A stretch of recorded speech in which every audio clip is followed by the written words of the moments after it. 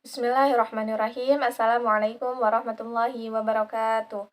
Perkenalkan, nama saya Hilda Nur Sophia. Saya mahasiswi pendidikan bahasa Arab kelas B dengan NIM 12120300056. Nah, pada kesempatan kali ini, insya Allah saya akan mencoba untuk mereview materi mata kuliah Sejarah Peradaban Islam mengenai peradaban Islam pada masa Khalifah Utsman bin Affan.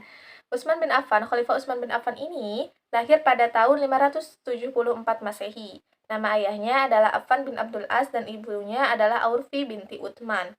Utsman bin Affan merupakan khalifah ketiga setelah Umar bin Khattab gitu.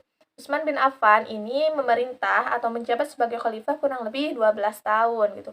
Beliau diangkat menjadi khalifah melalui pencalonan. Pada saat itu banyak sekali kandidat-kandidat yang dicalonkan untuk menjadi khalifah pengganti Umar bin Khattab begitu. Namun pada akhirnya hanya tersisa 3 kandidat atau 3 calon, yaitu Utsman bin Affan, Ali bin Abi Thalib dan juga Abdurrahman bin Auf gitu. Namun pada saat itu Abdurrahman bin Auf ia mengundurkan dirinya sebagai calon khalifah pengganti Umar bin Khattab.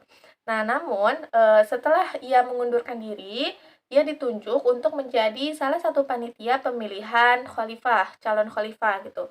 Nah, makanya Abdurrahman bin Auf ini setelah itu dan juga para sahabat, mereka mengumpulkan hadis-hadis tentang atau mengenai Utsman bin Affan dan juga Ali bin Abi Thalib. Nah, setelah hadis-hadis itu terkumpul, maka para sahabat dan juga Abdurrahman bin Auf ini memutuskan untuk memilih Utsman bin Affan sebagai pengganti Khalifah Umar bin Khattab. Nah, Ali bin Abi Thalib sendiri pada saat itu memilih Utsman sebagai pengganti Umar bin Khattab menjadi khalifah. Nah, Utsman bin Affan ini diangkat menjadi khalifah pada tahun 644 Masehi dan beliau menjabat kurang lebih 12 tahun. Nah, dalam masa jabatannya itu yang selama 12 tahun, banyak sekali kebijakan-kebijakan yang beliau lakukan. Di antaranya itu memperluas wilayah kekuasaan Islam, kemudian memperluas Masjid Nabawi dan juga Masjidil Haram, kemudian membukukan Al-Qur'an yang dikenal sekarang dengan Mushaf Utsmani, kemudian pembentukan angkatan laut gitu. Nah, dalam masa pemerintahannya itu ada salah satu peristiwa yang sangat fenomenal, yang sangat terkenal gitu, yaitu di mana saat itu Utsman bin Affan memerintahkan untuk membakar seluruh mushaf yang ada di tangan umat Islam pada saat itu. Kenapa? Karena ditakutkan akan terjadi improvisasi-improvisasi baru terhadap mushaf Al-Qur'an, sehingga nantinya ditakutkan akan terjadi kontroversi mushaf Al-Qur'an.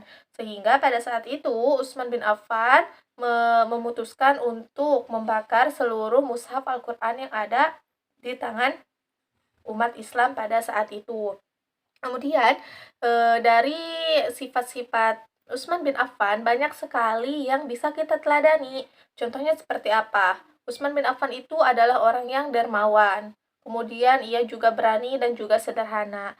Nah, kedermawanannya itu bisa kita lihat di mana ada satu ketika Rasulullah Shallallahu Alaihi Wasallam membutuhkan lahan atau sebidak tanah untuk pembangunan Masjid Nabawi, dan Utsman bin Affan ia rela untuk menyumbangkan hartanya tersebut untuk mendukung Rasulullah Shallallahu Alaihi Wasallam dalam membangun Masjid Nabawi.